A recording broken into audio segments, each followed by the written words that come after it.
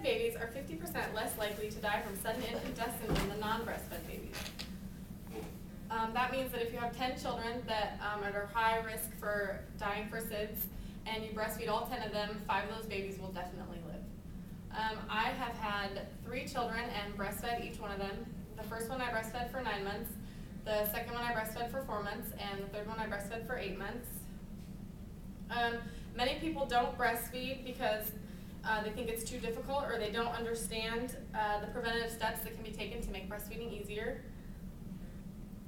It's important to start breastfeeding right away because when a baby is first born and they get put on the boob, they learn that they need to suck to eat, and if they get given a bottle, the milk pours into their mouth so they don't have to suck, and then they learn that they don't have to suck.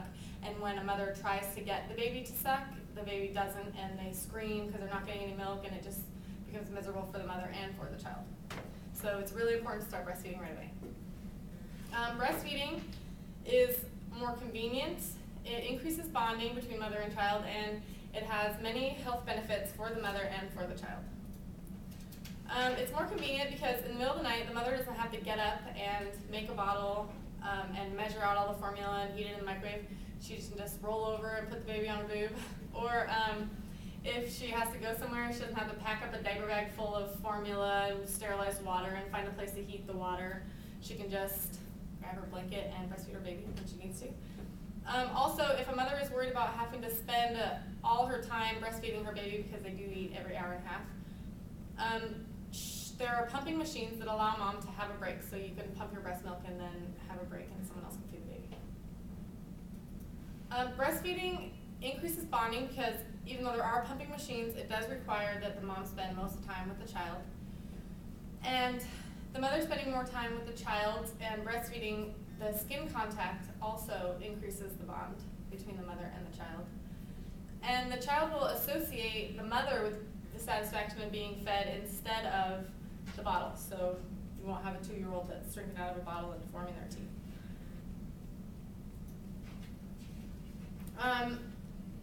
A lot of women don't breastfeed because they think that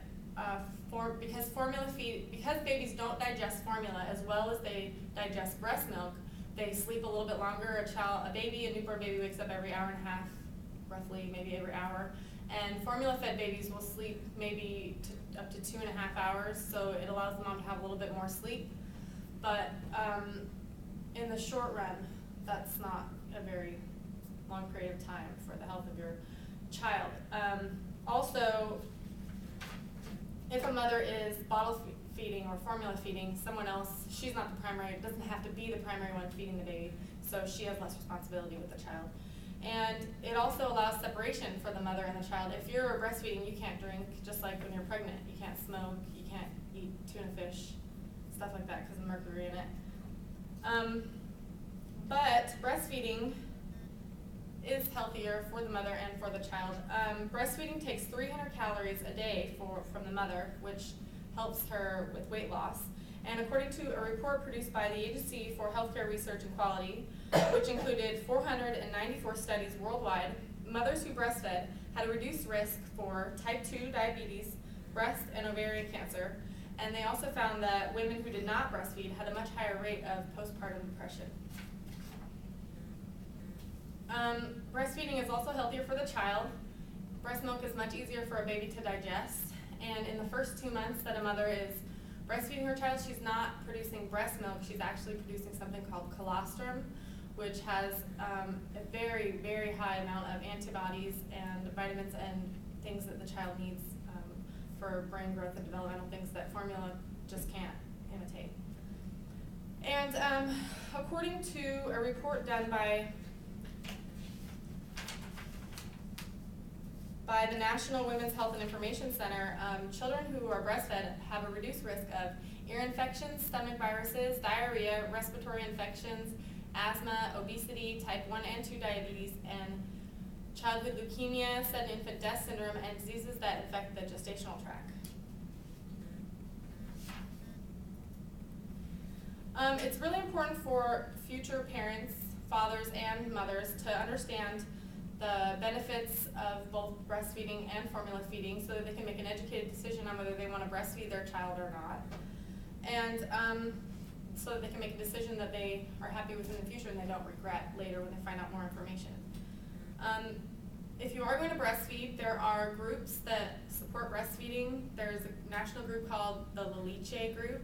They have a lot of mothers who have struggled with breastfeeding who will tell you their stories and can share things with you. And they have products for breastfeeding like breast pumps, breast pads, and they have information on there for things to help you with breastfeeding. And if you're going to breastfeed, you should tell your doctor so that they can assign you a lactation consultant in the hospital and you can start breastfeeding right away. All of the benefits to breastfeeding and all of the benefits to bottle feeding, weighing what they are, the short amount of time of inconvenience of breastfeeding, to me personally, is very much worth the health of my child. So, thank you.